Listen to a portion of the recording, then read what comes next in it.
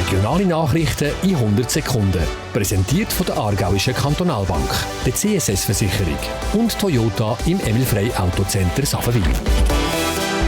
Grüezi miteinander aus dem Newsroom vom Zofiger Tagblatt zu 100 Sekunden. Kurznachrichten aus der Region im Überblick. Heute ist der Startschuss zum 8. nationalen Clean-Up Day gefallen. Schweizweit engagieren sich während 2 Tagen Tausende von Helfer und Helferinnen für eine saubere Umwelt. Auch eine Klasse Farbig hat sich unter anderem flüssig eingesetzt und für Sauberkeit gesorgt. An dieser Aktion befreien die Teilnehmer Spül- und Grillplätze vom Köder und säuberen Strassengräben und Flussufer. Aber auch am Unrat von Pausenplätzen und Parkanlagen geht es an Kragen. Der neue Kinderspielplatz in Langnau kommt immer näher. Bald darf gegampft und geklettert werden. Das Kinderparadies wird in der 2. Herbstferienwoche auf dem Schulhausareal Langnau realisiert. Ein Dreierteam mit der Irene Rösli, Beatrice Theiler und der Ruth Geiser haben sich während längerer Zeit intensiv mit dieser Thematik auseinandergesetzt und bringen jetzt das Projekt definitiv zur Umsetzung. Erfreulich ist auch, dass sich die Gemeinde Reiden mit maximal 20'000 Franken am Kinderspielplatz beteiligen.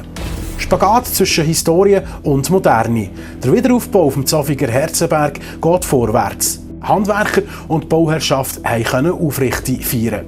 Für die private Eigentümerschaft ist der Wiederaufbau nach dem verheerenden Brand im August 2017 eine Herzenssache.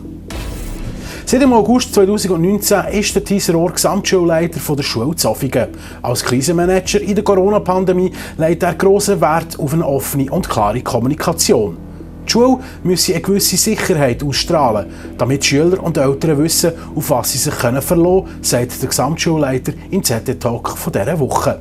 Im Gespräch mit unserem Chefredakteur Philipp Pfister hat er aber auch über die wichtigste Lektion, die er in seiner Schulzeit fürs Leben gelernt hat, geredet.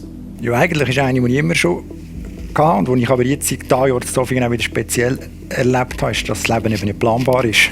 Das hat ja die Pandemie sehr gut auch gezeigt und das hat man schon manchmal gemerkt. Weitere Themen aus der Region gibt es in der gedruckten Ausgabe vom ZT und natürlich auf zofigertagblatt.ch. Ein schönes Wochenende, ade miteinander. Informiert in 100 Sekunden. Aktuelle regionale Nachrichten direkt aus dem ZT Newsroom. Ist Ihnen präsentiert worden von der Aargauischen Kantonalbank. Am richtigen Ort. Der CSS-Versicherung. Ganz persönlich. Und Toyota im Emil Frey Autocenter Safenwil. Mit Emil Frey zu Ihrem Traumauto.